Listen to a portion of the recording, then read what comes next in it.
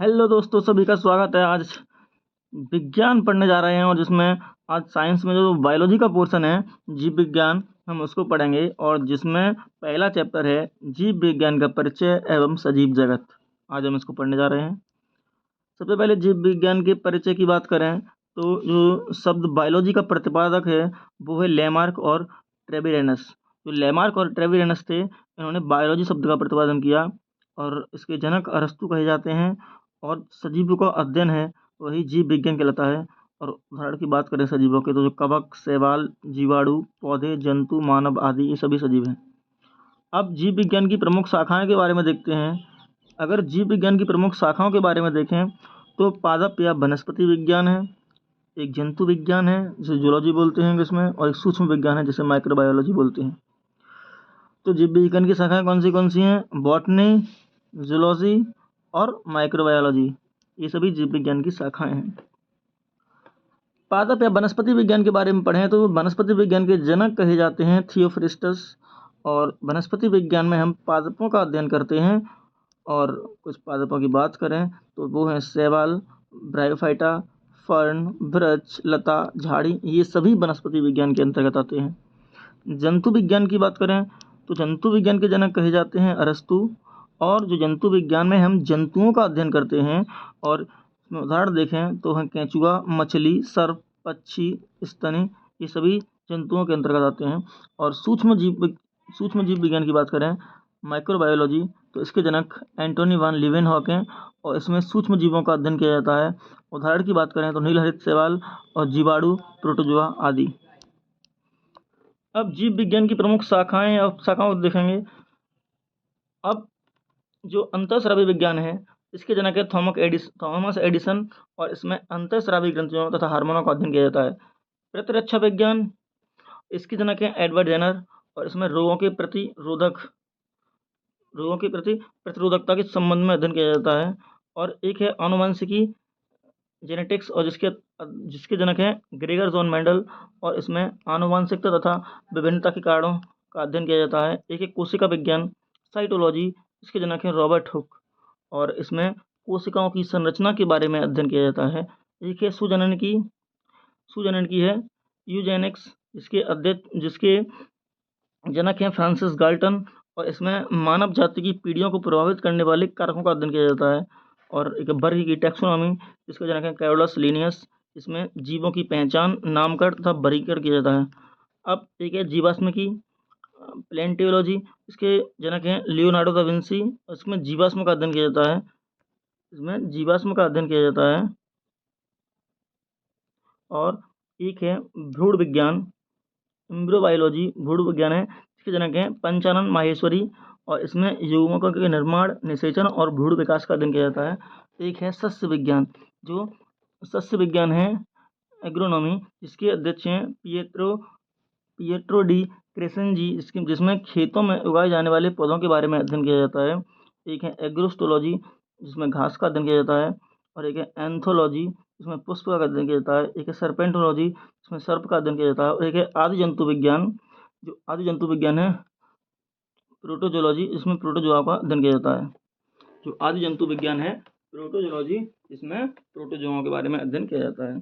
अब देखते हैं वर्गीकरण एवं वर्गीकी, इसे टैक्सोनॉमी बोलते हैं। शब्द टैक्सोनॉमी है, इसका प्रतिपादन एपीडी कैंडोली ने किया था। और इसके जनक हैं जो कैरोलस और लिनियस हैं। और सजीवों की पहचान करने और वर्गीकरण करने एवं नामकरण करने का अध्ययन किया जाता है। जो वर्गीकी है, इसमें सजीवों की पहचान, वर्गीकरण और उनका नामकरण करने के लिए उसका अध्ययन किया जाता है।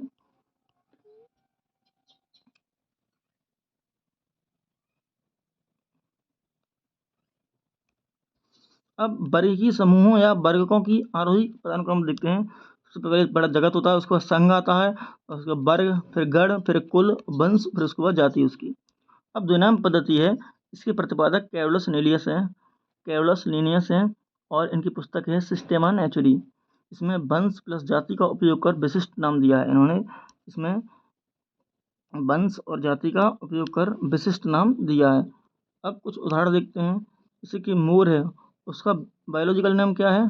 पेबो क्रिस्टेसस। मोर का नाम है पेवो क्रिस्टोसस, मेढक का है राना टिग्रिना, बिल्ली का है फेलिस कैटस, कुत्ता का है कैनिस ल्यूपस और कैनिस ल्यूपस फैमिलिरिस, गाय का है बॉस टॉरस, गाय का बॉस टॉरस है, और भैंस का है बुबेलस बुबेलिस, बकरी का है कैप्रा एग्रोगस और हिरकस, कैप्रा एग्रोगस हिरकस, और बाघ का है पैंथरा टाइग्रिस, जो बाघ है उसका है पैंथरा टाइगर्स, शेर का है पैंथरा लियो, और तेंदुए का है पैंथरा पाइस पैंथरा पार्डुस पैंथरा पार्डुस तेंदुए का है, भालू का है उर्सस थिबेटिनस, जो भालू है उसका है उर्सस थिबेटिनस, खरगोश का है, जो खरगोश है उस ये सभी बायोलॉजिकल नेम है, ध्यान रखना। और जो खरगोश है उसका है ऑरिक्टोलेगस ऑरिक्टोलेगस क्यूनिकुलस, जो ऑरिक्टोलेगस क्यूनिकुलस है वो खरगोश का बायोलॉजिकल नेम है।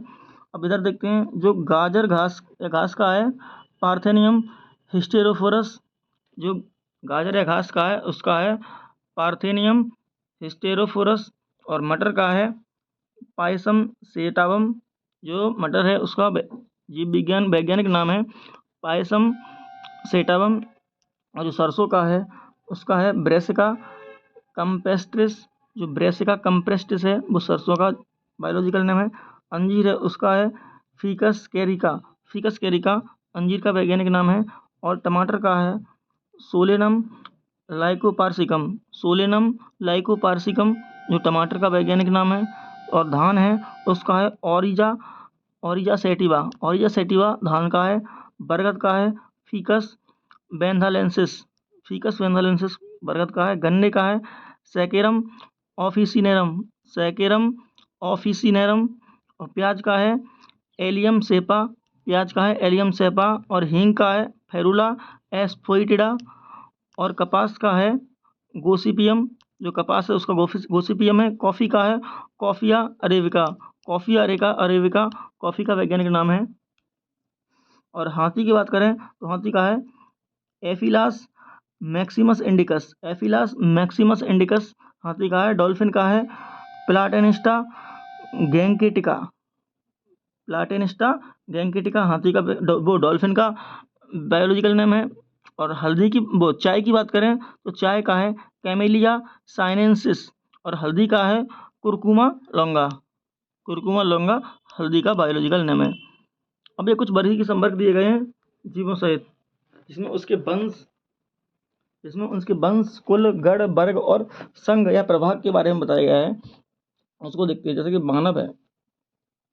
मानव का जैविक नाम है बायोलॉजिकल नेम है होमोसेपियंस, और यह होमो वंश से है। उसका कुल है होमोनिडी, और गण प्राइमेटा, और इसका वर्ग है मैमेलिया, और संघ है कॉर्डेटा। यानी जो मानव है ह्यूमन है वो प्राइमेटा गण के अंतर्गत आता है, और इसका वर्ग मैमेलिया है और संघ कॉर्डेटा है।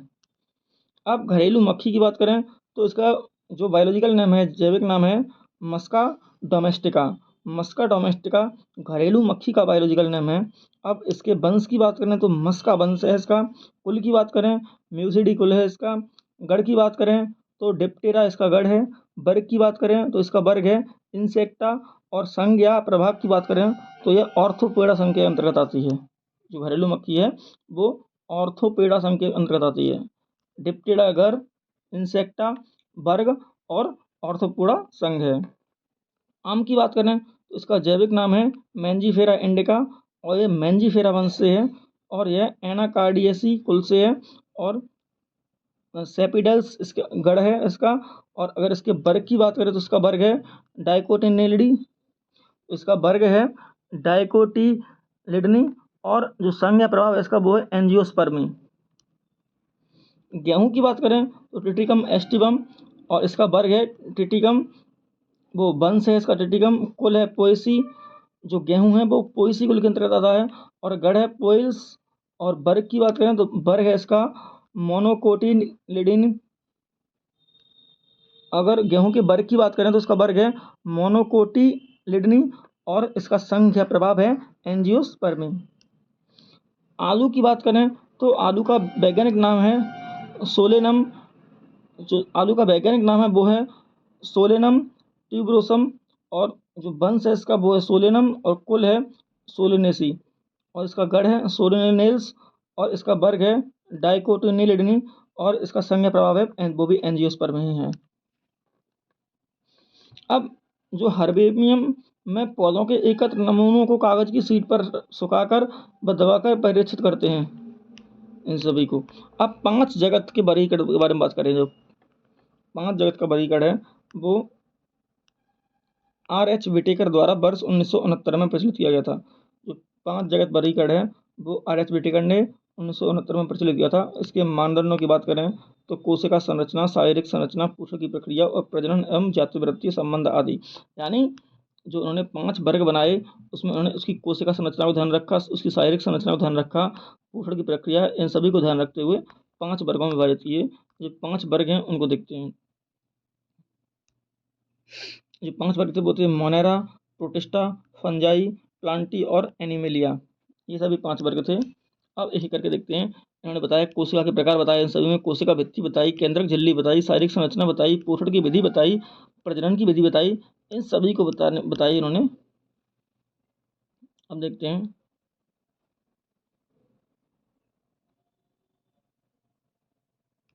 अब कोशिका भित्ति की बात करें तो मोनेरा में प्राकैरियोटिक पाई जाती है। और कोशिका के प्रकार की बात करें, अगर कोशिका के प्रकार की बात करें तो मोनेरा में प्राकैरियोटिक, और प्रोटिस्टा में यूकैरियोटिक, फंजाई में यूकैरियोटिक, प्लांटी में यूकैरियोटिक और एनिमेलिया में भी यूकैरियोटिक। यानी कोशिका के प्रकार की बात करें तो मोनेरा में प्रोकैरियोटिक प्रकार की कोशिका है और सभी में यूकैरियोटिक है। अब कोशिका भित्ति की बात करें तो मोनेरा में पेप्टाइडो ग्लाइकेन की होती है, और प्रोटिस्टा की बात करें तो कुछ में ही उपस्थित होती है। और फंजाई की बात करें तो इसमें काइटिन की कोशिका भित्ति होती है। जो फंजाई होते हैं उसमें काइटिन की कोशिका भित्ति होती है। प्लांटी की बात करें तो प्लांटियों में सेलुलोज की कोशिका भित्ति होती है। जो पादपों में सेलुलोज की कोशिका भित्ति होती है। और जो एनिमेलिया संघ है उसमें कोशिका भित्ति अनुपस्थित होती है। यानी इसमें जो कोशिका भित्ति है वो अनुपस्थित होती है। केंद्रक झिल्ली की बात करें तो मोनेरा में अनुपस्थित होती है, प्रोटिस्टा में उपस्थित होती है, फंजाई में भी होती है, प्लांटी में भी होती है, और एनिमेलिया है उसमें भी कोशिका भित्ति होती है। अब जो जो केंद्रक झिल्ली है वो मोनेरा में नहीं होती है। जो केंद्रक झिल्ली है वो मोनेरा में अनुपस्थित होती है, यानी मोनेरा में नहीं होती है। और केंद्रक झिल्ली की बात करें तो उपस्थित यानी और सभी में केंद्रक झिल्ली होती है। प्रोटिस्टा, फंजाई, प्लांटी और एनिमेलिया, इन सभी की बात करें तो इसमें कोशिका भित्ति उपस्थित होती है। शारीरिक संरचना की बात करें इसकी तो मोनेरा की कोशिकी होती है, इसकी भी कोशिकी होती है, लेकिन जो फंजाई हैं उनकी बहुकोशिकीय और सुखाई ऊतक की कोशिका वो होती है शारीरिक संरचना। प्लांट की ऊतक, अंग, अंगतंत्र, इन सभी से। अब एनिमेलिया है इनकी भी ऊतक, अंग, अंगतंत्र से मिलकर बनी होती है इनकी शारीरिक संरचना। पोषण की विधि बात करें तो जो मोनेरा होते हैं वो स्वपोषी और परपोषी दोनों ही प्रकार के होते हैं। ऐसे ही जो प्रोटिस्टा होते हैं वो भी स्वपोषी तथा परपोषी होते हैं। फंजाई होते हैं वो भी परपोषी और मृतोपजीवी एवं परजीवी होते हैं। प्लांटी स्वपोषी होते हैं, पादप होते हैं वो स्वपोषी होते हैं। और एनिमेलिया संघ के जो हैं वो परपोषी होते हैं, जिसमें प्राणी, संभोजी एवं मृतोपजीवी होता है। अब प्रजनन की विधि की बात करें तो उसमें संयुग्मन से होता है प्रजनन मोनेरा में। और जो प्रोटिस्टा है उसमें युग्मन, संलयन एवं संयुग्मन से होता है। और फंजाई की बात करें तो इसमें बीजाणु जनन एवं निषेचन से होता है। प्लांटी की बात करें तो इसमें कायिक जनन एवं निषेचन होता है। और एनिमेलिया में बात करें तो इसमें निषेचन होता है। ये सभी इनकी प्रजनन की विधि है। अब आगे देखते हैं। जगत मोनेरा की बात करें, जगत मोनेरा इसमें वास्तविक केंद्र का अभाव होता है। जो मोनेरा जगत है इसमें वास्तविक केंद्र का अभाव होता है, और यह पृथ्वी पर ज्ञात सबसे पुराने सूक्ष्म जीव हैं। जो मोनेरा हैं वो पृथ्वी पर ज्ञात सबसे पुराने सूक्ष्म जीव हैं। अब जीवाणुओं की बात करें तो आर्कियोबैक्टीरिया, जो आदिम बैक्टीरिया हैं वो हैं मीथेनोजेंस और हेलोफिल्स और थर्मोएसिडोनोफिल्स। और जो यूबैक्टीरिया हैं यानी सत्य बैक्टीरिया हैं वो हैं साइनोबैक्टीरिया और माइकोप्लाज्मा। अब मीथोनोजेंस की बात करें तो ये मीथेन उत्पादन बैक्टीरिया हैं। उदाहरण की बात करें तो मीथोनोबैक्टीरियम। अब हेलोफिल्स की बात करें तो यह लबड़ी हैं, जिन्हें समुद्री बैक्टीरिया भी कहते हैं। उदाहरण है हेलोकोकस। और थर्मो एसिडोनोफिल्स हैं, वो अम्लीय सल्फर झरनों में उपस्थित होते हैं।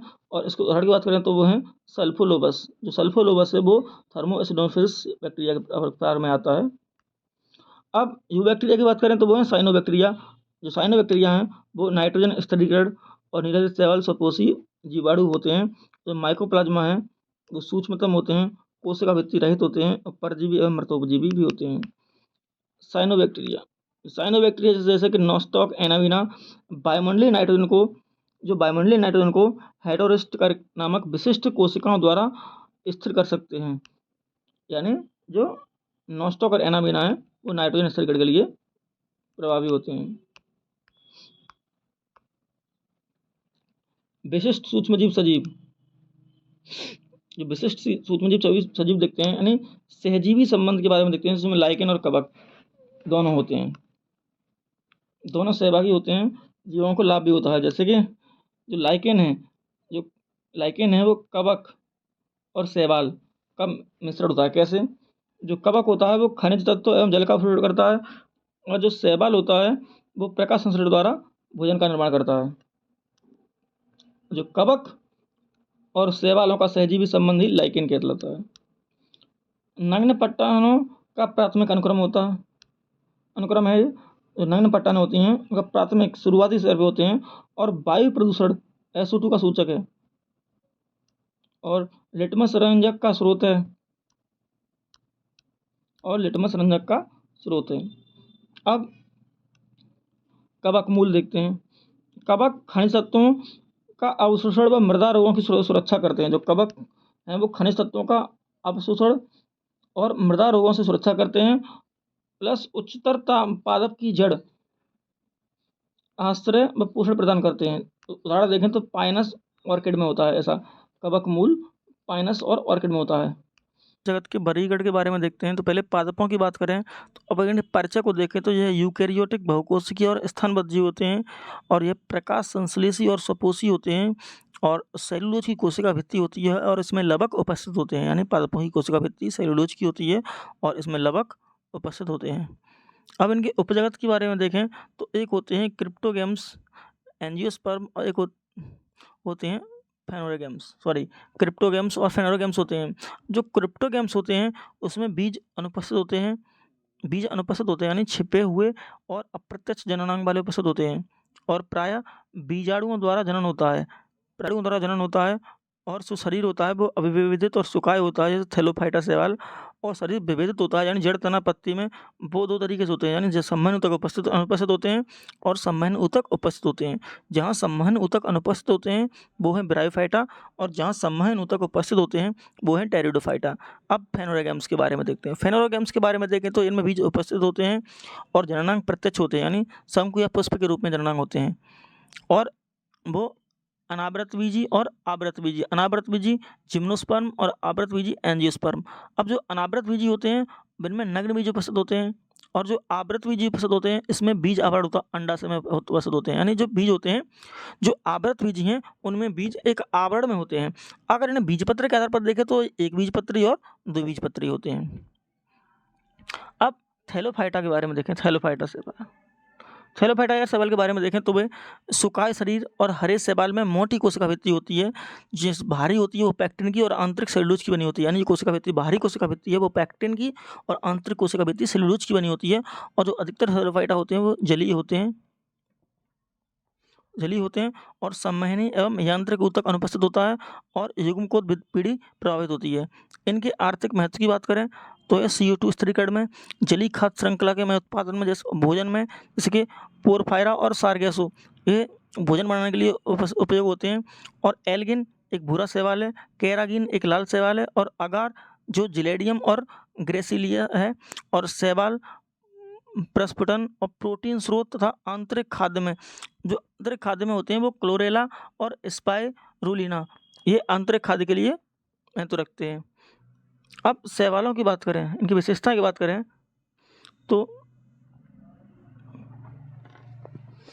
शैवालों की बात करें विशेषता को देखते हैं तो वो क्लोरोफाइसी और फियोफाइसी और रोडोफाइसी। जो क्लोरोफाइसी हैं वो हरे शैवाल होते हैं और जो फियोफाइसी हैं वो भूरे शैवाल होते हैं और ये प्राय समुद्री होते हैं, और रोडोफाइसी हैं वो लाल शैवाल होते हैं और ये भी प्राय समुद्र में ही देखे जाते हैं।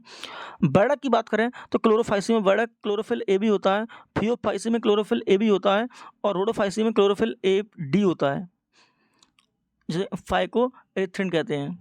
अब संचित भोजन की बात करें तो जो क्लोरोफाइसी हैं वो स्टार्च के रूप में अपना भोजन संचय करते हैं, जो फियोफाइसी हैं वो मैनिटोल और लैमिनेरिन के रूप में अपना भोजन संचय करते हैं, और जो रोडोफाइसिंग है वो फ्लोरिडियन स्टार्च के रूप में अपना भोजन संचित करते हैं। उदाहरण की बात करें तो क्लोरोफाइसी के उदाहरण की बात करें तो वो हैं क्लेमाइडोनोमास और वॉल्वॉक्स और स्पाइरोगायरा, ये सभी क्लोरोफाइसी के उदाहरण हैं। और फियोफाइसी की बात करें तो फ्यूकस, एक्टोकर्पस, सार्गेसम और लेमिनेरिया, ये फियोफाइसी के उदाहरण हैं। और रोडोफाइसी की बात करें तो वो हैं पॉलीसाइफोनिया, पोरफायरा और ग्रेसिलिया, ये सभी रोडोफाइसी के उदाहरण हैं। अब जो क्लोरोफाइसी है, अब जो उदाहरण है जैसे कि क्लेमाइडोनोमास, जो क्लेडाइमेडोनामास है इसका एक चित्र दिया गया है, इसमें बताया गया जैसे कि रिक्तिका होती है, केंद्रक होता है, जैसे पाइरिडोनॉइड होता है, कोशिका भित्ति होती है, बर्डक बिंदु है ये, और ये कोशिका द्रव्य है ये, और ये कसाब भी होता है इसमें, जो ये उभरीनुमा संरचना है कसाब होती है। ऐसे ही लेमिनेरिया का चित्र दिखाया इसमें पर प्रपर्ड होता है, स्थापनांग होते हैं, और ऐसे ये पॉलीसाइफोनिया का दिखाया गया है जिसमें मुख्य अक्ष और शाखाएं होती हैं। अब नोट करके बताया गया जैसे कि साइनोफाइसी या साइनोबैक्टीरिया निरहित शैवाल है, इनको उदाहरण नॉस्टॉक एनाबिना। और कुछ समुद्री शैवाल देखते हैं जैसे कि लेमिनेरिया, जो आधार चट्टान से होल्डफास्ट स्थापनांक की सहायता से चिपके रहते हैं। अधिकांश हरे शैवाल में हरित लवक में एक या अधिक स्टार्च के भंडार निकाय पाइनोट्स पाए जाते हैं, और एल्जिन एवं केरागिन हाइड्रोकोलाइड्स हैं। एल्जिन और केरागिन है वो हाइड्रोकोलाइड्स हैं। अब ब्रायोफाइटा के बारे में पढ़ते हैं। ब्रायोफाइटा के बारे में देखें तो नम एवं आर्द्र आवासों में उपस्थित होते हैं और वास्तविक जड़ तना पत्ती अनुपस्थित होती है, यानी ब्रायोफाइटा में जड़ तना पत्ती नहीं पाए जाते हैं।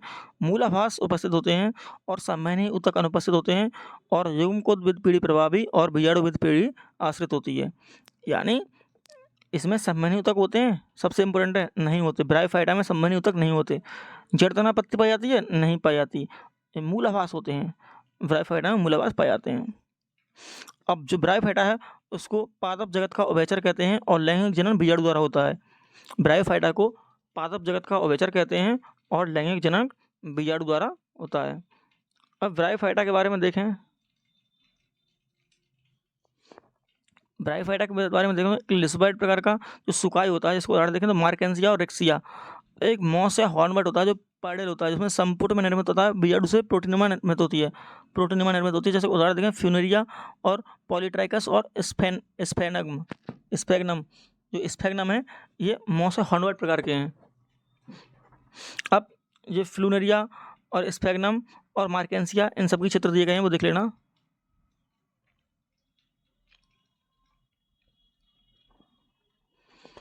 अब टेरिडोफाइटा की बात करें तो पादप जगत के वास्तविक सर्प एवं पूर्ण स्थलीय होते हैं, यानी टेरिडोफाइटा को पादप जगत के वानस्पतिक सर्प कहे जाते हैं और ये पूर्ण स्थलीय होते हैं, और यह नम और छायादार स्थानों पर उपस्थित होते हैं। इनका शरीर जड़ तना पत्ती में विविध होता है और लैंगिक जनन हेतु जल आवश्यक होता है इनके लिए, और संवहन ऊतक उपस्थित होते हैं। जो टेरिडोफाइटा है इसमें संवहन ऊतक उपस्थित होते हैं, जाइलम और फ्लोएम संवहन ऊतक में पाए जाते हैं। और मुख्य पादप बीजाणुविद पुंधानी में नर युग्मक का निर्माण करते हैं। अगर टेरिडोफाइटा के उदाहरणों की बात करें तो फर्न जैसे कि सिलेजिनेला, टेरिस, इक्विसिटम और साइलोटम, ये सभी टेरिडोफाइटा के उदाहरण हैं। और एक बात और ध्यान रखना, जो इक्विसिटम है वो स्फेनोप्सिडा का एकमात्र जीवित प्रतिनिधि है। अब अनावृत बीजी की बात करें जिम्नोस्पर्म की, तो ये नग्नबीज पादप हैं और इसमें अंडाशय, फल व वास्तविक पुष्प अनुपस्थित होते हैं, और मुख्य पादप बीजाणुविद और यह जड़ तना व सुई जैसी पत्ती उपस्थित होती हैं। इनमें जड़ तना व सुई जैसी पत्ती उपस्थित होती हैं और प्रजनन अंग के रूप में एकलिंगी शंकु उपस्थित एवं भ्रूण पोषण अगुणित होता है। सममेनु ऊतक में जाइलम वाहिका एवं फ्लोएम की सहचर कोशिकाएं अनुपस्थित होती हैं और सदाबहार एवं काष्ठी वृक्ष व झाड़ियाँ के रूप में होते हैं। और उदाहरण की बात करें तो उसमें साइकस, पाइनस, जिंको और नीटम ये सभी अनावृत बीजी के उदाहरण हैं। आवृत बीजी की बात करें तो सुविकसित पुष्पी तथा आवरण युक्त बीजीय पादप हैं, यानी इनमें आवरण होता है, जैसे कि फल अंडाशय उपस्थित होते हैं और जिसमें बीजाणु बीजांड होते हैं, यानी इसमें अंडाशय फल उपस्थित होता है जिसमें बीजाणु होते हैं। और द्विनिषेचन एवं त्रिसंलयन उपस्थित होता है और भ्रूणपोष त्रिगुणित होता है। जो भ्रूणपोष है वो त्रिगुणित होता है इसका। अब जो एक बीजपत्री है और दो बीजपत्री हैं उनमें अंतर देखते हैं। एक बीजपत्री और द्विबीजपत्री के बीच में अंतर देखें तो जो जड़ होती हैं, जो एक बीजपत्री हैं उनमें अपस्थानिक जड़ें पाई जाती हैं और द्विबीजपत्री में मूसला जड़ें पाई जाती हैं। तने की बात करें तो संवहन बंडल बिखरे हुए होते हैं। एक बीजपत्री में संवहन बंडल बिखरे हुए होते हैं और द्विबीजपत्री में संवहन बंडल वलय में उपस्थित होते हैं। पत्तियों की बात करें तो पत्तियां समद्विपार्श्विक होती हैं जिसमें समानांतर शिराविन्यास पाया जाता है। जो एक बीजपत्री है उसमें पत्तियां समद्विपार्श्विक होती हैं और जिनमें समानांतर विन्यास पाया जाता है। और द्विबीजपत्री की बात करें तो पृष्ठधारी पत्तियां पाई जाती हैं जिसमें जालिकावत शिराविन्यास पाया जाता है, यानी जो एक बीजपत्री है उनमें समानांतर शिलाविन्यास पाया जाता है और द्विबीजपत्री है उनमें जालिकावत शिलाविन्यास पाया जाता है। और अगर एक बीजपत्री में पुष्प की बात करें तो पुष्प के विभिन्न चक्र 3 अथवा 3 के गुणक में पाए जाते हैं और द्विबीजपत्री में ये 4 अथवा 5 के गुणक में पाए जाते हैं। बीजों की बात करें तो केवल एक बीजपत्र होता है और द्विबीजपत्री में 2 बीजपत्र होते हैं। अब एक बीजपत्री के उदाहरण देखें तो मक्का, गेहूँ, बाजरा ये एक बीजपत्री हैं और गुलाब, चना, टमाटर ये द्विबीजपत्री हैं। अब इस चित्र के माध्यम से समझाया गया इसमें बीज में एक बीजपत्र होता है और झकड़ा तंतुमय होता है और समानांतर शिलाविन्यास पाया जाता है एक बीजपत्री में और तने संवहन बंडल बिखरे हुए होते हैं और पुष्पी भाग 3 या 3 के गुणक में होते हैं। ये एक बीजपत्री के उदाहरण है। और द्विबीजपत्री के बारे में देखें तो बीज 2 पत्र में होते हैं, मूसला जड़ होती हैं और जालिकावत शिलाविन्यास पाया जाता है। देखो एक बीजपत्री में समानांतर शिलाविन्यास था और द्विबीजपत्री में जालिकावत शिलाविन्यास है और तने में संवहन बंडल वलय में उपस्थित होते हैं। अब जो एक बीजपत्री था उसमें बंडल बिखरे हुए थे लेकिन द्विबीजपत्री में वलय में उपस्थित हैं और पुष्पी भाग 4 या 5 के गुणक में होते हैं। देखना जो एक बीजपत्री है उसमें पुष्पी भाग 3 या 3 के गुणक में थे और द्विबीजपत्री में पुष्पी भाग 4 या 5 के गुणक में है।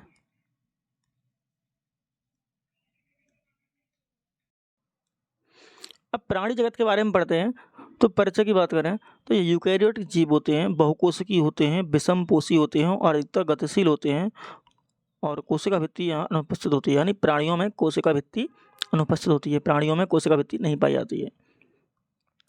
अब प्राणियों का वर्गीकरण कहते हैं।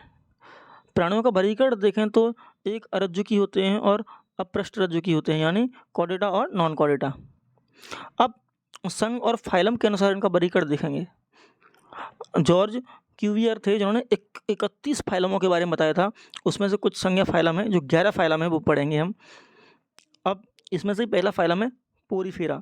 जो पोरीफेरा संघ है सबसे प्राचीन संघ है, यानी जो पोरीफेरा संघ है सबसे प्राचीन संघ है और जो इसके अंतर्गत जो जीव आए, जो प्राणी आए, ये आपको देखने में बेशक पौधे जैसा लग रहा हो लेकिन एक जीव है, ये अविकसित थे, यानी और इनमें छिद्र पाए जाते हैं, इनके नाम से प्रसिद्ध है पोरी, इनमें छिद्र पाए जाते हैं और ये मूवमेंट नहीं कर पाते हैं, यानी जो पोरीफेरा होते हैं इसके अंतर्गत आने वाले सभी जीव मूवमेंट नहीं कर पाते हैं और इनमें सिर्फ सेल्स होती हैं, इनमें ना टिश्यू पाए जाते हैं, ना ऑर्गन होते हैं इनमें और ना ही अंगतंत्र होता है इसमें, सिर्फ इनमें कोशिकाएं पाई जाती हैं।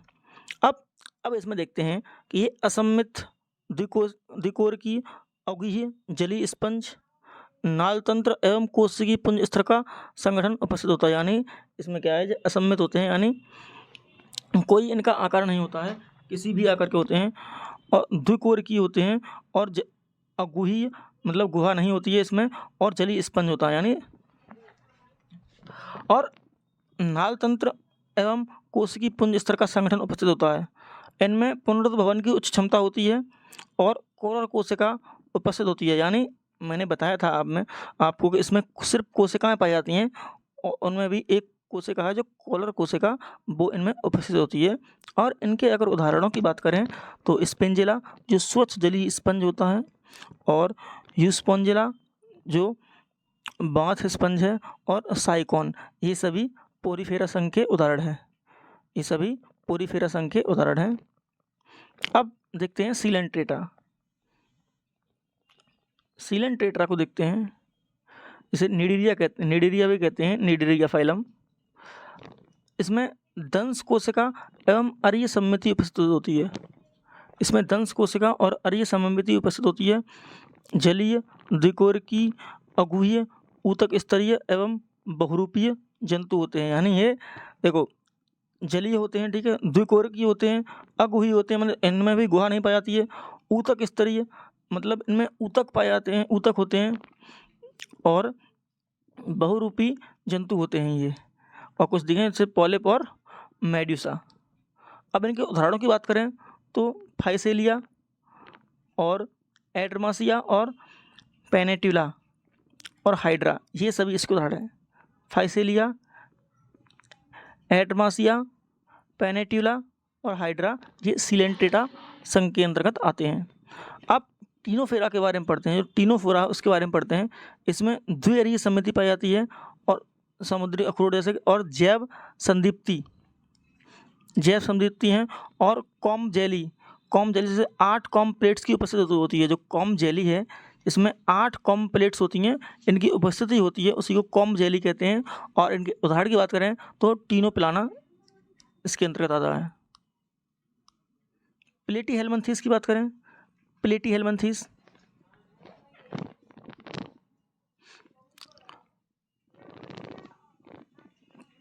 चपटेक्रमी प्राय अंतःपरजीवी होते हैं। ऊतक अंग स्तर होता है, यानी जो इनका अंग स्तर होता है इनमें ऊतक पाए जाते हैं। जैसे कि मैंने कहा था आपको, जो पोरीफेरा है उसमें सिर्फ कोशिका स्तर पाया जाता है, और जो उसके बाद है जैसे कि सीलेंट्रेटा हुआ और टीनोफोरा हुआ और प्लेटीहेल्मिन्थेस, इनमें ऊतक स्तर पाया जाता है, ऊतक अंग स्तर पाया जाता है, यानी इनमें अंग स्तर भी पाया जाता है। अब प्लेटीहेल्मिन्थेस को देखते हैं। प्लेटीहेल्मिन्थेस की बात करें तो चपटेक्रमी होते हैं, प्राय अंतःपरजीवी होते हैं, और ऊतक अंग स्तर का संगठन होता है, उत्तरीकोरीय होते हैं। यानी पहले पढ़ा था हमने टीनोफोरा के बारे में, जिनमें द्विअरीय सममिति थी, और जो टीनोफोरा थे इनमें ऊतक स्तर था। और जो यहाँ पे प्लेटीहेल्मिन्थेस में देखते हैं तो ऊतक से अंग स्तर तक पाया जाता है, और इसमें त्रिकोरीय होते हैं, और उत्सर्जन हेतु इसमें ज्वाला कोशिकाएं उपस्थित होती हैं, और पाचन तंत्र अपूर्ण होता है, यानी इनमें पाचन तंत्र नहीं पाया जाता है। और प्लेनेरिया में पुनरुद्भवन क्षमता उपस्थित होती है। और उदाहरण की बात करें टीनिया, सोलियम जो फीताक्रमी है, और फैसियोला जो यकृत पर्णक्रमी है। अब आगे देखते हैं एसके हेल्मिन्थेस। एसके हेल्मिन्थेस के बारे में पढ़ते हैं। एसके हेल्मिन्थेस की बात करें तो ये सूत्रक्रमी अंतःपरजीवी एकलिंगी और कूटगुही होते हैं। यानी ये सूत्रक्रमी होते हैं, अंतःपरजीवी होती हैं, एक लिंगी होते हैं, ये सिर्फ एक लिंगी होते हैं, और कूटगुही होता है इनमें, और पूर्ण आहार नाल होता है। यानी जो एसके हेल्मिन्थेस हैं इनमें पूर्ण आहार नाल होता है, और उत्सर्जन प्राय रेनेट कोशिकाओं द्वारा होता है। अभी हम पीछे पढ़ के आए हैं, जो ज्वाला कोशिकाएं थी वो प्लेटीहेल्मिन्थेस में पाई जाती थी, और जो रेनेट कोशिकाएं हैं वो एसके हेल्मिन्थेस में देखने को मिलती हैं। अगर एसके हेल्मिन्थेस के उदाहरणों की बात करें तो वो हैं एस्केरिस जो गोलक्रमी हैं, बुचेरेरिया जो फाइलेक्रमी हैं, और एनसाइक्लोस्टोमा जो अंकुशक्रमी है। अब एनालिडा की बात करते हैं। जो एनालिडा है यह एक बेलनाकार क्रमी रूपी खंडित शरीर है, उसमें अंग तंत्र स्तर का संगठन पाया जाता है। यानी हमने देखा था कि पोरीफेरा में सिर्फ कोशिका स्तर का संगठन पाया जाता था, और अब जो ये एनालिडा है इसमें अंग तंत्र स्तर का संगठन पाया जाता है, और उत्सर्जन वृक्क के द्वारा होता है, और हीमोग्लोबिन प्लाज्मा में विलय होता है, और बंद परिसंचरण तंत्र होता है, और प्रगुही होते हैं। यानी जो वो एनालिडा है जो बेलनाकार क्रमी रूपी खंडित शरीर है, यानी देख रहे होंगे आप, ये बेलनाकार ही दिख रहा है आपको, और उत्सर्जन वृक्क के द्वारा होता है, हीमोग्लोबिन प्लाज्मा में विलय होता है, और बंद परिसंचरण होता है इसमें, और प्रगुही होते हैं। यानी जो एनालिडा है इसमें बंद परिसंचरण तंत्र पाया जाता है। उदाहरणों की बात करें तो नेरिस फेरेटिमा जो एक केंचुआ है, हेरोडिनेरिया जो रक्त चूसक है, जोंक है, जो प्राय 33 खंडों में विभाजित होती है। जो हेरोडिनेरिया है यह एक जोंक है जो रक्त को चूसती है। संघ आर्थ्रोपोडा को देखते हैं। यह सबसे बड़ा संघ है। जो आर्थ्रोपोडा है यह सबसे बड़ा संघ है और प्राय 2/3 कीट प्रजातियाँ, जो ज़्यादा मैक्सिमम जो कीटों की प्रजातियाँ हैं वो आर्थ्रोपोडा के अंतर्गत ही आती हैं। अब जो आर्थ्रोपोडा हैं, काइटिन का बाह्य कंकाल होता है इनका, और खुला परिसंचरण तंत्र होता है। यानी इनका जो बाह्य कंकाल होता है काइटिन का होता है। मैंने और पहले ही पढ़ा होगा आपने, जो कोशिका भित्ति है वो काइटिन की बनी होती है। शरीर सिर, वक्ष एवं उदर में विभाजित होता है। श्वसन अंग क्लोम, पुष्टक्लोम और पुष्ट फुफ्फुस या श्वसन नलिकाओं द्वारा होता है। श्वसन अंग क्लोम, पुष्टक्लोम, पुष्ट फुफ्फुस या श्वसन नलिकाओं द्वारा होता है। और उत्सर्जन प्राय मेलपी की नलिकाओं द्वारा होता है। यानी जो उत्सर्जन है इसमें मेलपी की नलिकाएं होती हैं, उनसे उत्सर्जन होता है। और उदाहरण की बात करें, आर्थिक एवं सामाजिक कीट, मधुमक्खी जैसे कि एपिस इंडिका, रेशम कीट, बॉम्बिक्स मोरी और लाख कीट, लेसिफर लैक्का। रोगवाहक कीट की बात करें तो एनोफिलीज, क्यूलेक्स और एडीज मच्छर। जीवित जीवाश्म की बात करें तो लिमुलस। और इसके अन्य उदाहरण देखें जो आर्थ्रोपोडा के, वो हैं तो झींगा, बिच्छू, टिड्डा और लोकस्ट्रा। और ये पुस्तक फुफ्फुस है, देखा होगा आपने, तो ये बिच्छू पाया जाता है। अब मोलस्का की बात करते हैं। मोलस्का के बारे में देखें तो ये दूसरा सबसे बड़ा संघ है और कोमल शरीर युक्त प्राणी इसके अंतर्गत आते हैं। और इसमें शरीर, सिर, पेशीय पाद, अंतरांग पिंड में विभक्त होता है। और इसका कवच है वो CaCO3 से निर्मित होता है।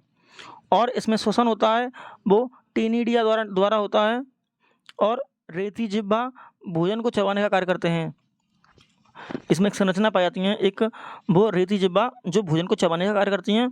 और उत्सर्जन प्राय बोनेजस अंग द्वारा होता है। एक बोनेजस अंग है, इससे मोलस्का के अंतर्गत आने वाले सभी जीवों का उत्सर्जन होता है। अगर इनके उदाहरणों की बात करें तो पाइला, पिक्टाडा, सीपिया, ऑक्टोपस, डेट्रेलिया, कीटोप्ल्यूरा, ये सभी मोलस्का के अंतर्गत आते हैं। अब इकाइनोडर्मिटा को देखते हैं। इकाइनोडर्मिटा को देखें तो त्वचा में CO3 की कटिकाएं व नालपाद युक्त होते हैं। और पंचकोणीय अरीय समिति होती है। इनमें अरीय समिति पंचकोणीय होती है। और आपने पढ़ा होगा जो सीलेंटेटा है उसमें अरीय समिति उपस्थित होती है। और जो टीनोफोरा है उसमें द्विअरीय समिति होती है, लेकिन इसमें पंचकोणीय अरीय समिति होती है। और लार्वा द्विपार्श्व समिति होती है। यानी जो लार्वा होता है, जब जो इकाइनोडर्मिटा का जो संघ के अंतर्गत आते हैं उनमें जब लार्वा की अवस्था में होता है तो उसमें द्विपार्श्व समिति पाई जाती है। और जब वही बढ़ता है, बड़ा होता है, तो उसमें पंचकोणीय अरीय समिति पाई जाती है। पुनरुद्भवन क्षमता उच्च होती है। यानी ऐसे कोई जीव है और यहाँ से कट गया तो ये चला जाएगा, जो छोटा पार्ट है यही पूरे बड़े जीव का रूप धारण कर लेगा। तो इनकी पुनरुद्भवन क्षमता उच्च होती है। जल संवहन तंत्र उपस्थित होता है, मस्तिष्क अनुपस्थित होता है।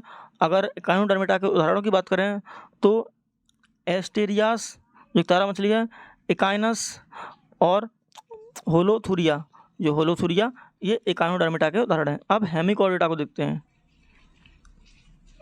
हेमिकॉर्डेटा के देखते हैं अब। तो जो हेमिकॉर्डेटा हैं वो कॉर्डेटा और नॉन कॉर्डेटा के बीच संयोजक कड़ी हैं और प्राय क्रमी समान प्रणाली हैं। और हेमिकॉर्डेटा में खुला परिसंचरण होता है और इनका उत्सर्जन सुंड ग्रंथि द्वारा होता है। यानी हेमिकॉर्डेटा की बात करें तो इसमें सुंड ग्रंथियाँ पाई जाती हैं उत्सर्जन के लिए। और हेमिकॉर्डेटा के उदाहरण की बात करें तो हैं बैलेनोग्लासो और सैकोग्लोसस। यानी बैलेनोग्लोसस और सैकोग्लोसस। अब कॉर्डेटा को देखते हैं। कॉर्डेटा के बारे में बात करें तो इनके मुख्य लक्षण देखें तो पृष्ठ रज्जु होती है, इनमें खोखला तंत्र का रज्जु होती है और ग्रसनीय क्लोम छिद्र पाए जाते हैं। ग्रसनीय क्लोम छिद्र पाए जाते हैं। अब उसमें से भी जो होते हैं ये कि जीवन की किसी न किसी अवस्था में विकसित होते हैं। अब जो कॉर्डेटा है उसमें बंद परिसंचरण तंत्र होता है। कॉर्डेटा में बंद परिसंचरण तंत्र होता है। अब इनके उपसंघ की बात करें तो यूरोकॉर्डेटा और सेफेलोकॉर्डेटा और वर्टिब्रेटा या कशेरुकी। अब जो यूरोकॉर्डेटा और सेफेलोकॉर्डेटा हैं, इन दोनों को मिलाकर प्रोटोकॉर्डेटा कहते हैं। प्रोटोकॉर्डेटा यानी जो समुद्र में मिलते हैं। अब जो हेडमानिया है वो यूरोकॉर्डेटा के अंतर्गत आता है और एम्फिओक्सस है वो सेफेलोकॉर्डेटा के अंतर्गत आता है। अब इनमें मस्तिष्क, कशेरुकदंड और कपाल उपस्थिति होती है और वयस्क में पृष्ठरज्जु उपस्थिति या अस्थि होती है और कशेरुकदंड में प्रतिस्थापित हो जाती है। यानी जब वयस्क होते हैं तो इनमें पृष्ठरज्जु होती है, लेकिन जब जैसे ही बड़े होते हैं, वयस्क होते हैं, तो उनमें मेरुदंड में बदल जाते हैं, कशेरुकदंड में बदल जाते हैं। तंत्रिका रज्जु मस्तिष्क में और मेरुरज्जु में व्यक्त होता है। यानी जो तंत्रिका तंत्र होता है इनका, तंत्रिका रज्जु होती है वो मस्तिष्क और मेरुरज्जु में विभक्त होती है। यानी मस्तिष्क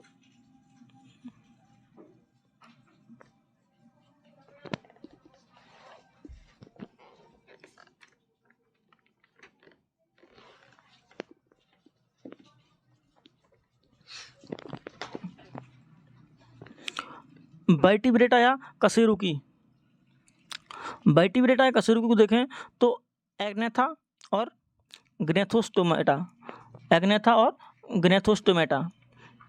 एग्नेथा के बारे में देखें तो ये जबड़े रहित प्राणी होते हैं। यानी जो एग्नेथा के अंतर्गत आते हैं इनमें जबड़ा नहीं पाया जाता है और इन्हीं में एक वर्ग है साइक्लोस्टोमेटा। जो साइक्लोस्टोमेटा है जो एग्नेथा के अंदर का एक वर्ग आता है। अब ग्नेथोस्टोमेटा है, इसमें दो तरीके से आते हैं।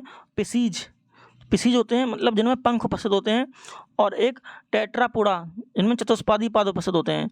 यानी ग्नेथोस्टोमेटा के अंतर्गत भी जिनमें पंख उपस्थित होते हैं उनमें एक अलग डिवाइड कर दिया है, और जिनमें चतुष्पादी पाद उपस्थित होते हैं उन्हें अलग डिवाइड कर दिया है। पिसीज है वो दो पार्ट में डिवाइड है, ऑस्टिकथीज और कॉन्ड्रिक्थीज और ऑस्टिसीज। अब जो टेट्रापोडा है वो एम्फीबियन, रेप्टिलिया, एबीज और मेमेलिया, ये सभी इसके अंतर्गत आते हैं। साइक्लोस्टोमेटा के बारे में पढ़ते हैं। यह जबड़ा रहित बेलनाकार आकृति होती है, जलीय प्राणी होते हैं ये, और मुख इनका प्राय चूसक के समान होता है, यानी गोल होता है। और क्लोम छिद्र होते हैं 15 से 16 जोड़ी, जो श्वसन के लिए होते हैं। 2 कष्टीय हृदय होता है और अनियत तापी होते हैं, यानी अपने तापमान को नियंत्रित नहीं कर पाते हैं। और सिर अस्पष्ट व मस्तिष्क अल्प विकसित होता है, और कपाल और कशेरुदंड स्थिल होता है। और उदाहरणों की बात करें तो पेट्रोमाइजोन और मिक्सिन, जो एक हैगफिश है। अब जो पिसीज होता है, जो पंख होते हैं, उनमें कॉन्ड्रिक्थीज को देखते हैं।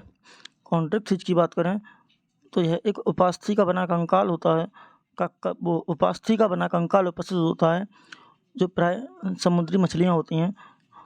और ऑपरकुलम सहित 5 से 7 जोड़ी क्लोम दरारें होती हैं, और हृदय इनका द्विकोष्ठीय होता है, और वायुवास से अनुपस्थित होते हैं, इसलिए लगातार तैरते रहते हैं। यानी इनमें वायु ऐसे नहीं होते हैं, इसलिए ये लगातार तैरते रहते हैं जीवित रहने के लिए।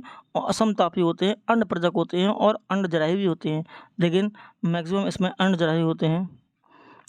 अब इन कुछ विद्युत अंग, जैसे टॉर्पीडो, इनमें विद्युत अंग होते हैं, और ट्राइगोन होता है जिसमें विषदंश होता है। तो उदाहरणों की बात करें इसमें और कौन से हैं, वो हैं स्कोलियोडोन, पिस्ट्रीज और कार्काडोरॉन और काइमेरा, ये सभी कॉड्रिक्थीज के अंतर्गत आते हैं। अब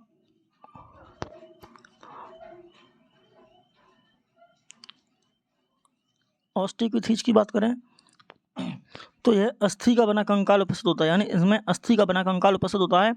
ऑपर कोलम से ढके हुए 4 जोड़ी क्लोम दरारें उपस्थित होती हैं, और द्विकोष्ठी हृदय होता है, और वायु आशयन में उपस्थित होते हैं। असमतापी होते हैं, अंडप्रजक होते हैं और एकलिंगी होते हैं ये। और इनके उदाहरणों की उदाहरणों को देखें हम तो इसमें आते हैं समुद्री एक्सोसिस्ट्स और हिप्पोकैम्पस, जो समुद्री घोड़ा होता है, और कुछ स्वच्छ जलीय होते हैं जैसे कि लॉबियो, कतला, क्लेरियस और एक्वेरियम, और बेटा स्प्लेंडस, जो एक फाइटिंग फिश है।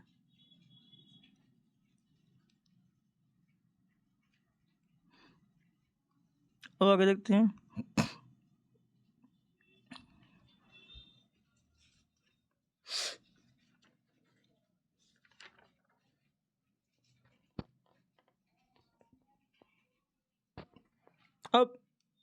अब ये भी उपवर्ग में विभाजित होते हैं। तो टेट्रापोडा,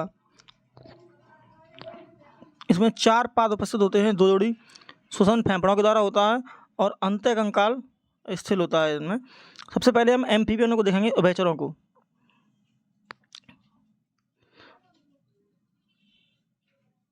एम्फीबियन उभयचर के बारे में देखें तो ये जल और स्थल दोनों में रह सकते हैं और बाह्य कंकाल इसमें अनुपस्थित होता है और बाह्य त्वचा पर श्लेष्म ग्रंथियां उपस्थित होती हैं इनमें, और जो देह को लचीला बनाती हैं। यानी एम्फीबियन में श्लेष्म ग्रंथियां होती हैं जो देह को लचीला बनाती हैं, और 3 कोष्ठी हृदय उपस्थित होता है इनमें, और ये अनियतापी होते हैं, अन्न प्रजक होते हैं। लार्वा मेढक का टेडपोल उपस्थित, यानी लार्वा उपस्थित होता है इनमें। जैसे कि इनके उदाहरणों की बात करें तो मेढक, टिग्रिना, टोड, और एक वृक्ष मेढक होता है हाइला, और प्रोटियस, और एक अंधकृमि होता है एक थियोफिस, जो एक अंधकृमि है। अब रेप्टिलिया या सरीसृप के बारे में देखेंगे। रेप्टिलिया सरीसृप के बारे में देखें तो प्रायः स्थलीय, त्वचा शुष्क और कैरोटीन के सल्क युक्त रहने वाले प्राणी हैं, और इनका हृदय 3 कोष्ठी हृदय होता है, और यह भी अनियतापी होते हैं, और CO3 आवरणयुक्त अंडे होते हैं इनके। अपवाद की बात करें तो यह मगरमच्छ है जिनमें 4 कोष्ठी हृदय पाया जाता है, और इनके अंतर्गत कौन से जो आते हैं वो देखते हैं। तो छिपकली है, कोबरा सर्प है, अंध सर्प है जो टाइफ्लोप्सा कहते हैं जिसको, गिरगिट है, कछुआ है, डायनासोर है जो विलुप्त हो चुका है। ये सभी सरीसृप वर्ग के अंतर्गत आता है। अब एबीज पक्षी देखते हैं। इनमें 4 कोष्ठी हृदय होता है, नियत तापी होते हैं, और यह नियत तापी होती हैं और त्वचा पर फेदरस उपस्थित होते हैं, और CO3 के आवरणयुक्त अंडे होते हैं इनके, और अग्रपाद पंखों में रूपांतरित होता है, और जबड़े दांत विहीन चोंच में रूपांतरित हो जाता है। यानी जो जबड़ा होता है इनका वो दांत विहीन चोंच में रूपांतरित हो जाता है, और पश्चपाद शल्क युक्त होते हैं। प्राय कूदने, दौड़ने, तैरने, पकड़ने हेतु अनुकूलित होते हैं ये, और अस्थियां प्राय खोखली बातिल होती हैं। और उनके अंतर्गत उदाहरण की बात करें तो तोता है, मोर है, कबूतर है, कपूत है, उड्डयन रहित। पक्षी की बात करें तो एमू, शुतुरमुर्ग, पेंगुइन, कीवी और कैसोब्री, ये सभी पक्षी वर्ग के अंतर्गत आते हैं। मैमेलिया या स्तनी की बात करें तो प्राय त्वचा पर बाल और स्तन ग्रंथियां युक्त होती हैं। डायाफ्राम एवं बाह्य कंकाल उपस्थित होता है। 4 कोष्ठी हृदय होता है, नियत तापी होते हैं और सजीव प्रजक होते हैं। और उदाहरण की बात करें तो मानव, चमगादड़, कंगारू और ऊंट, ये ब्रैकेट में है। होमो सैपियंस है, जैसे कि कंगारू का टेरोपस है, और ऊंट का कैमिलस है, और कंगारू का मैक्रोपस है। ये सभी इनके वैज्ञानिक नाम हैं। ये सजीव प्रजक होते हैं, लेकिन अपवाद की बात करें तो प्लेटिस्पस और एकिडना ये अंड प्रजक होते हैं। पढ़ेंगे हम कोशिका। सबसे पहले इसका परिचय देखते हैं। तो यह जीवन की मौलिक इकाई है और शरीर का निर्माण खंड है ये। और इसकी खोजकर्ता की बात करें तो रॉबर्ट हुक हैं, जिन्होंने 1665 में कोशिका की खोज की थी, और सर्वप्रथम कॉर्क की पतली काट में देखी गई थी, जो एक मृत कोशिका थी। इसकी संरचना मधुमक्खी के छत्ते जैसी थी। सेलुला छोटा कक्ष है, पिंजरा। जो सेलुला शब्द है उसका अर्थ है छोटा कमरा या पिंजरा, और जो साइटोलॉजी है कोशिका का अध्ययन है, उसे साइटोलॉजी कहते हैं। प्रथम जीवित कोशिका के खोजकर्ता एंटोनी वान लीवेनहॉक थे, जिन्होंने 1674 ईस्वी में इसकी खोज की थी। कोशिका सिद्धांत की बात करते हैं। अब कोशिका सिद्धांत 1838 से 39 में दिया गया था। वो क्या था कि सभी जीव कोशिका से बने होते हैं। इसमें कहा गया कि सभी जीव कोशिका से बने होते हैं, और कोशिका जीवन की संरचनात्मक और कार्यात्मक इकाई है। एडोल्फ विर्चोव द्वारा रूपांतरित किया था इसे।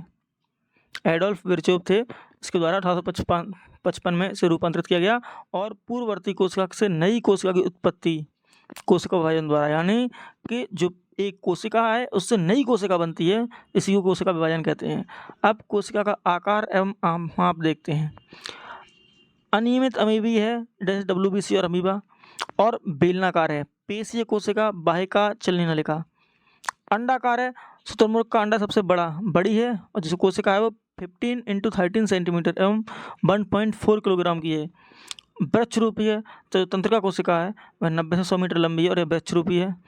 और जो अवयवतल है, लाल रुधिर कणिकाओं की कोशिका है, वो 7.5 माइक्रोमीटर है, और सबसे छोटी कोशिका है माइकोप्लाज्मा की सबसे छोटी कोशिका है। अब कोशिका के प्रकार के बारे में बात करते हैं। अगर अब कोशिकाओं के प्रकार को देखें तो एक प्रोकैरियोटिक कोशिका और यूकैरियोटिक कोशिका। अब जो प्राकृतिक कोशिकाएं हैं उनका आकार 0.1 से 5 माइक्रोमीटर तक होता है, व्यास होता है इनका, और जो यूकेरियोटिक कोशिकाएं हैं उनका 10 से 100 माइक्रोमीटर व्यास होता है। जो केंद्रक की बात करें तो प्राकृतिक केंद्रक कोशिकाओं में केंद्रक झिल्ली और केंद्रका रहित होती है ये, और यूकेरियोटिक में केंद्रक झिल्ली व केंद्रका होती है। यानी प्राकृतिक कोशिकाओं में केंद्रक झिल्ली और केंद्रका नहीं पाए जाते और यूकेरियोटिक में पाए जाते हैं।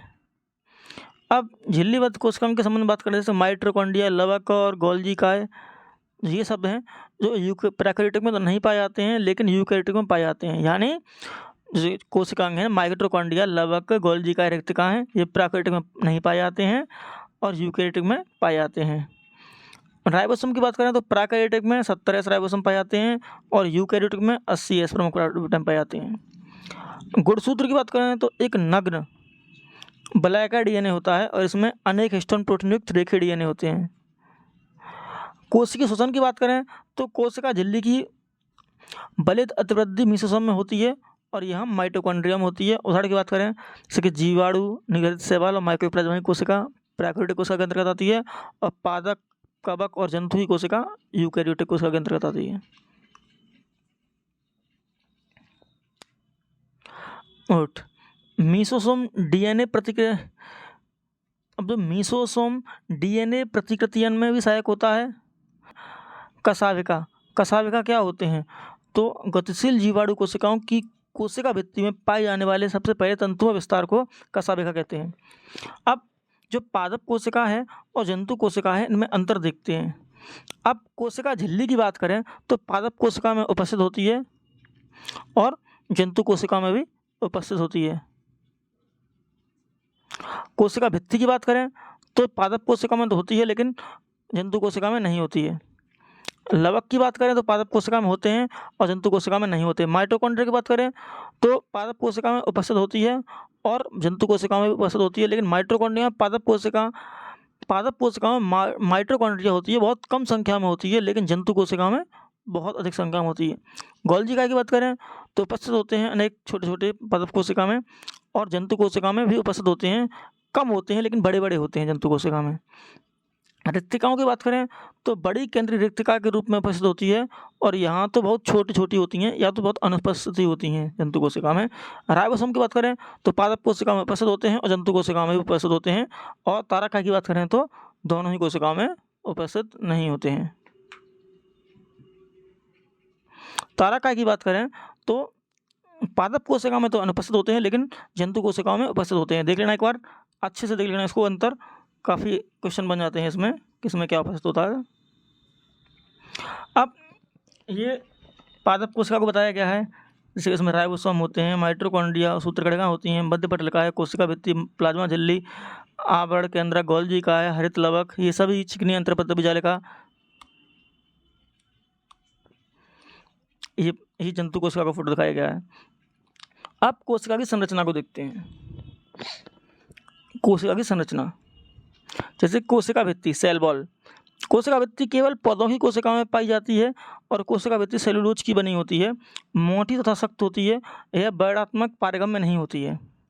कोशिका झिल्ली की देखें तो मुख्यतः जंतु कोशिकाओं में पाई जाती है कोशिका झिल्ली, और यह प्रोटीन, लिपिड, जल से निर्मित होती है और स्वभाव में अत्यधिक महीन व लचीली होती है और वर्णात्मक पारगम्य झिल्ली होती है। यानी जो कोशिका भित्ति है वह पारगम्य नहीं होती है, लेकिन कोशिका झिल्ली है वह पारगम्य होती है।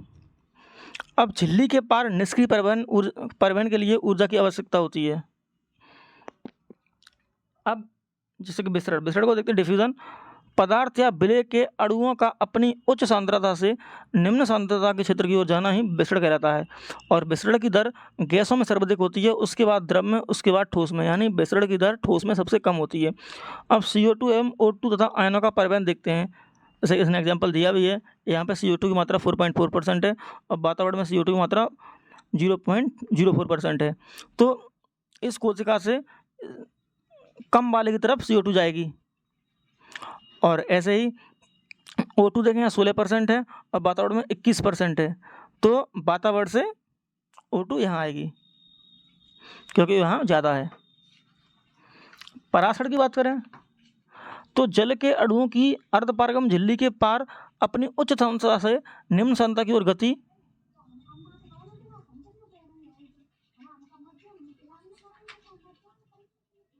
को पराशर कहते हैं। जड़ में जल का अवशोषण पराशर विधि से होता है, यानी जल में जल जो जड़ होती हैं उनमें जल का अवशोषण पराशर विधि से होता है। अब विलयन को देखें तो एक अल्प पराशरी विलयन होता है, समपराशरी होता है और अति पराशरी होता है।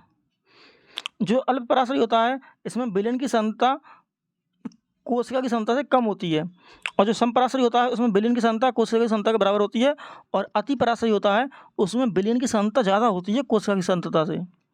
अब जैसे अल्प पराशरी विलयन होगा तो उसमें कोशिका फूल जाएगी, समपराशरी होगा तो कोशिका परिवर्तित रहेगी, और अगर अति पराशरी होगा तो कोशिका सिकुड़ जाएगी। ध्यान रखना, अति पराशरी विलयन में कोशिका सिकुड़ जाएगी। एंडोसाइटोसिस क्या है? एंडोसाइटोसिस अमीबा में बाहरी वातावरण में से कण या पदार्थ को सक्रिय रूप से घेर करना एंडोसाइटोसिस कहलाता है। इसके प्रकार देखें तो फैगोसाइटोसिस और पिनोसाइटोसिस। फैगोसाइटोसिस है, इसमें ठोस भोजन कण को घेर करते हैं, और पिनोसाइटोसिस में तरल भोजन कण को घेर करते हैं। एक्सोसाइटोसिस क्या होता है? अपशिष्ट या हानिकारक पदार्थ को कोशनुमा संरचना में कैद कर बाहर निकालना ही एक्सोसाइटोसिस कहलाता है। अब जीव द्रव्य के बारे में देखते हैं। जीव द्रव्य, इसका नामकरण प्रोटोप्लाज्म पुरकिंजे ने 1839 में किया, और इसकी खोज करता थे डुजार्डेन। जीवन का भौतिक आधार के ऐसा हंसले ने कहा, और अर्धतरल मैट्रिक्स से जीवित पदार्थ है ये, और विभिन्न उभयचक्रीय क्रियाओं का स्थल है, और विभिन्न कोशिकाओं के माध्यम से पदार्थों का विनिमय करता है। इसके भाग देखें तो कोशिका द्रव्य और केंद्रक द्रव्य। कोशिका द्रव्य देखें तो केंद्रक के अतिरिक्त कोशिका झिल्ली के अंदर उपस्थित संपूर्ण जीव द्रव्य उसे कोशिका द्रव्य कहते हैं, और केंद्रक द्रव्य देखें तो केंद्रक में उपस्थित जीव द्रव्य आधारी पदार्थ होता है।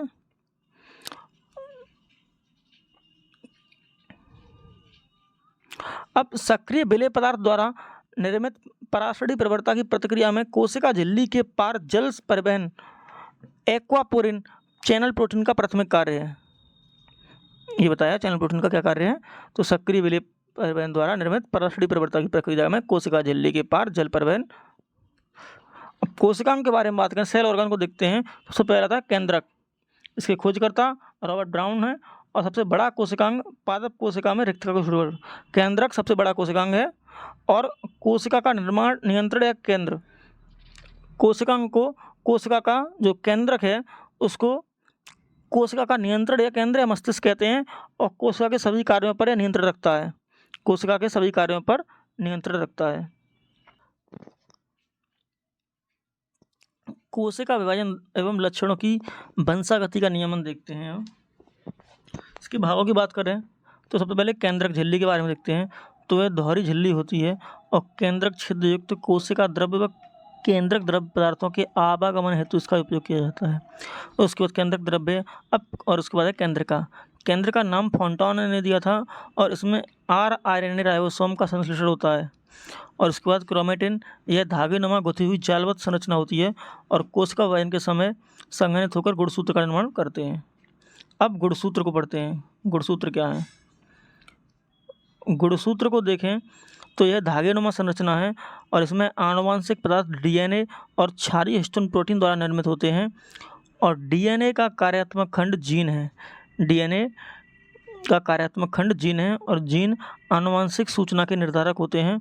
और गुणसूत्र के कार्य की बात करें तो जीन का एक पीढ़ी से दूसरी पीढ़ी में वहन करना ही जीन का कार्य होता है। गुणसूत्र का कार्य होता है जीन का एक पीढ़ी से दूसरी पीढ़ी में वहन करना। और मानव में गुणसूत्रों की संख्या 23 जोड़ी है, जिसमें 22 जोड़ी ऑटोसोम होते हैं और 1 जोड़ी एलोसोम होते हैं, जो लिंग निर्धारण गुणसूत्र होते हैं, जो लिंग का निर्धारण करते हैं। यानी अगर XY गुणसूत्र है तो नर, और XX गुणसूत्र है तो मादा संतति की उत्पत्ति होगी। और जो ऑटोसोम होते हैं वो कायिक या दैहिक लक्षणों का निर्धारण करते हैं। अब अंतःप्रद्रव्य जालिका एंडोप्लाज्मिक रेटिकुलम पढ़ते हैं। अंतःप्रद्रव्य जालिका एंडोप्लाज्मिक रेटिकुलम के बारे में पढ़ते हैं। इसके खोजकर्ता कीथ पॉटर, अल्बर्ट क्लाउड और अर्नेस्ट फुलम है। यह दोहरी झिल्लीबद्ध नलिकाओं एवं सीटों का विस्तृत जाल है। जो अंतःप्रद्रव्य जालिका है यह दोहरी झिल्लीबद्ध नलिकाओं एवं सीटों का विस्तृत जाल है। और सिस्टर्नी एवं वेसिकल्स पुटिका युक्त है और कोशिका द्रव में फैली कोशिका द्रव्य ढांचा बनाकर यांत्रिक अवलंब प्रदान करना है इसका कार्य। और पदार्थों के परिवहन में सहायक चैनल का निर्माण केंद्रक झिल्ली व कोशिका झिल्ली का निर्माण करते हैं। अब एंडोप्लाज्मिक रेटिकुलम के प्रकार के बारे में बात करें तो खुरदरी अंतःप्रद्रव्य जालिका और चिकनी अंतःप्रद्रव्य जालिका। जो खुरदरी एंडोप्लाज्मिक रेटिकुलम है इसकी सतह पर राइबोसोम उपस्थित होते हैं और प्रोटीन एंजाइम का संश्लेषण करती है। और चिकनी अंतःप्रद्रव्य जालिका है इसकी सतह पर राइबोसोम अनुपस्थित होते हैं, यानी इसकी सतह पर राइबोसोम नहीं होते हैं और यह लिपिड स्टेरॉइड्स का संश्लेषण करती है। अब राइबोसोम के बारे में देखते हैं। जो राइबोसोम है इसकी खोजकर्ता पोलैंड है, यानी पोलैंड ने राइबोसोम की खोज की थी। कला विहीन होते हैं और यह प्रोटीन संश्लेषण स्थल है, यानी यह प्रोटीन का निर्माण करते हैं। और इनके प्रकारों की बात करें तो 70S राइबोसोम और 80S राइबोसोम। जो 70S राइबोसोम है वो जीवाणु लवक व माइटोकॉन्ड्रिया में होते हैं और 80S हैं वो केंद्रक कोशिका द्रव्य और RER पर होते हैं, यानी खुरदरी अंतःप्रद्रव्य जालिका पर होते हैं। Rough endoplasmic reticulum. अब गोल्जी इकाई को पढ़ते हैं। गोल्जी इकाई इसके खोजकर्ता कैमिलो गोल्जी हैं और इन्हें पादप में डिक्टियोसोम कहते हैं। जो गोल्जी इकाई को पादप में डिक्टियोसोम कहते हैं और समानांतर रूप से व्यवस्थित चपटी नलिकाओं सिस्टर्नी से निर्मित होते हैं और केंद्रक की ओर सिस या निर्माणकारी या उत्तल सतह होती है और प्लाज्मा झिल्ली की ओर ट्रांस या परिपक्व या अवतल सतह होती है इनकी। और श्रावण एंडोप्लाज्मिक रेटिकुलम के उत्पादों का भंडारण, पैकिंग एवं रूपांतरण करते हैं, जैसे कि सरल शर्करा से जटिल शर्करा, सरल शर्करा से जटिल शर्करा। और यह लयन काय का निर्माण करते हैं और शुक्राणु के एक्रोसोम का भी निर्माण करते हैं और पदार्थों का परिवहन करते हैं और इसलिए इन्हें कोशिका का यातायात पुलिसकर्मी एवं डाकघर कहते हैं। कोशिका का यातायात पुलिसकर्मी कैसे कहते हैं? गोल्जी काय को। अब लयन काय या लाइसोसोम पढ़ते हैं। अब पढ़ेंगे लयन काय या लाइसोसोम। लाइसोसोम के बारे में देखें तो इसके खोजकर्ता थे क्रिश्चियन डूबे और यह एकल झिल्लीबद्ध अपशिष्ट निपटान तंत्र है और यह पाचक या जल अपघटनीय अम्लीय एंजाइम युक्त शैली है और यह जटिल भोज्य पदार्थों को सरल घटकों में पाचित करता है। बाह्य पदार्थ मृत या क्षतिग्रस्त कोशिकांग या कोशिका जैसे कि जीवाणु, विषाणु, अपशिष्ट आदि का पाचन करते हैं और इसे आत्मघाती थैली कहते हैं। ये फटने पर स्वयं की कोशिका का पाचन कर लेती है, यानी लाइसोसोम को आत्मघाती थैली भी कहते हैं। अब माइटोकॉन्ड्रिया को देखते हैं। माइटोकॉन्ड्रिया की बात करें तो इसके खोजकर्ता थे अल्बर्ट वान कॉलिकर और यह दोहरी झिल्लीबद्ध आवरण है। इसकी बाहरी झिल्ली छिद्रित होती है और आंतरिक झिल्ली उंगली नुमा क्रिस्टी के रूप में बलित होती है। कोशिका का बिजली घर या शक्ति ग्रह कहते हैं। पावर हाउस ऑफ सेल कैसे कहते हैं? तो माइटोकॉन्ड्रिया कहते हैं। और कोशिकी श्वसन द्वारा ऊर्जा मुद्रा ATP एडेनोसिन ट्राइफॉस्फेट का निर्माण करती है माइटोकॉन्ड्रिया। और अर्धस्वायत्त कोशिकांग यह स्वयं के प्रोटीन संश्लेषण के लिए वृत्ताकार DNA, RNA और 70S राइबोसोम उपस्थित होते हैं यहाँ पे। अब लवक देखते हैं, लिपिड्स। लवक के बारे में बात करें तो इसके खोजकर्ता अर्नेस्ट हैकल व सिम्पर थे और केवल पादप कोशिका में उपस्थित होते हैं, यानी लवक केवल पादप कोशिका में उपस्थित होते हैं और यह अर्धस्वायत्त दोहरी झिल्लीबद्ध कोशिकांग होते हैं, जैसे कि हरित लवक। हरित लवक के बारे में देखें तो यह हरा होता है और हरित वर्णक के कारण पर्ण का हरा रंग व प्रकाश संश्लेषण होता है और लवक को कोशिका की रसोई कहते हैं। लवक को कोशिका की रसोई कहते हैं। और इधर देखते हैं बड़ी लवक और अवर्णी लवक। जो बड़ी लवक हैं ये रंगीन होते हैं और हरे रंग को छोड़कर, यानी ये रंगीन होते हैं लेकिन हरे रंग को छोड़कर। हरा कौन होता है? तो हरित लवक। यह फलों और पुष्पों के विभिन्न रंगों का कारण बनते हैं। जो बड़ी लवक होते हैं जो फलों और पुष्पों के विभिन्न रंगों का कारण बनते हैं। अब अवर्णी लवक देखते हैं तो ये श्वेत या रंगहीन होते हैं और ये स्टार्च और तेल व प्रोटीन का संचय करते हैं। स्टार्च एमाइलोप्लास्ट और तेल एलाथोप्लास्ट और प्रोटीन एल्यूरोप्लास्ट का संचय करते हैं। रसधानी एकल झिल्ली युक्त होती है और उस झिल्ली को कहते हैं टोनोप्लास्ट। यह एकल झिल्ली युक्त होती है, यानी इसमें एक झिल्ली होती है जिसे टोनोप्लास्ट कहते हैं। और संचय कोष होते हैं, इसमें संचय कोष होते हैं। यह भोजन, वर्णक, उत्सर्जी अपशिष्ट पदार्थों का संचय करती है और कोशिका का भंडार गृह एवं कचरा पत्र कहते हैं। इस रिक्तिका को या रसदानी को कोशिका का भंडार गृह एवं कचरा पत्र कहते हैं। और जंतु कोशिका में अनुपस्थित छोटी होती है, अस्थायी होती है। जो जंतु कोशिका है उसमें रसदानी छोटी होती है और अस्थायी होती है, लेकिन अनेक होती हैं उसमें, और पादप कोशिका में बड़ी होती है और स्थायी होती है। कोशिका रस व जल के संचय के कारण कोशिका की स्फीति व कठोरता का नियमन करती है। अब कोशिका विभाजन, सेल डिवीजन को देखते हैं। पुरानी कोशिकाओं से नई संतति कोशिकाओं का निर्माण, जो पुरानी कोशिकाएं होती हैं उनसे नई कोशिकाओं का बनना ही कोशिका विभाजन कहलाता है, सेल डिवीजन कहलाता है। अब कोशिका चक्र को देखते हैं तो इसकी अंतरावस्था, इंटरफेस को देखें तो केंद्रक की उपापचयी रूप से सक्रिय प्रावस्था है। अब इसमें G1, G0 और B और G2 ये हैं क्या, इनको देखते हैं। G1 अपेक्षाकृत बड़ी प्रावस्था है और विभाजन पश्चात कोशिकाओं के आकार में वृद्धि होती है, यानी एक बड़ी अवस्था है कोशिका की। G2 विभेदन के कारण अविभाजनशील अवस्था है, अविभाजनशील अवस्था है, यानी विभाजन से पहले की अवस्था है ये। और B DNA एवं तारक केंद्र का द्विगुणन तथा हिस्टोन प्रोटीन का संश्लेषण है। और G2 कोशिकाओं के संश्लेषण हेतु आवश्यक कोशिका द्रव्य सामग्री को एकत्र करना और विभाजन के लिए तैयार करना, ये G2 की अवस्था है। विभाजन एवं प्रावस्था को देखते हैं। केंद्रक एवं कोशिका द्रव्य को विभाजन, इसके प्रकार को देखें तो समसूत्री विभाजन और अर्धसूत्री विभाजन, यानी विभाजन भी दो तरीके से देखेंगे हम लोग, एक तो समसूत्री विभाजन और अर्धसूत्री विभाजन। समसूत्री विभाजन है यह कायिक कोशिकाओं में एक चरण में होता है, और जो अर्धसूत्री विभाजन है यह जनन कोशिकाओं में 2 चरणों में होता है। और जो समसूत्री विभाजन है इसमें संतति में गुणसूत्रों की संख्या मात्र कोशिकाओं के समान होती है, और जो अर्धसूत्री विभाजन है उसमें संतति में गुणसूत्रों की संख्या मात्र कोशिकाओं की आधी होती है। और जो समसूत्री विभाजन है 2 एक समान संतति कोशिकाओं की उत्पत्ति होती है, और अर्धसूत्री विभाजन में 4 अगुणित संतति कोशिकाओं की उत्पत्ति होती है। और समसूत्री विभाजन में वृद्धि एवं पुरानी कोशिकाओं की क्षतिपूर्ति में होता है, और लैंगिक जनन हेतु जनन कोशिकाओं के निर्माण में, यानी जो अर्धसूत्री विभाजन है यह लैंगिक जनन में जनन कोशिकाओं के निर्माण में होता है इनका यूज। और अनियंत्रित समसूत्री विभाजन कैंसर का रीजन है, जैसे कि इसके अब जो समसूत्री विभाजन है इसके 4 चरण होते हैं, पूर्वावस्था, मध्यावस्था, पश्चावस्था और अंत्यावस्था। ये सभी अवस्थाएं समसूत्री विभाजन की हैं। अर्धसूत्री विभाजन में नई विभिन्नताओं के निर्माण में और अनियमितता के कारण डाउन सिंड्रोम,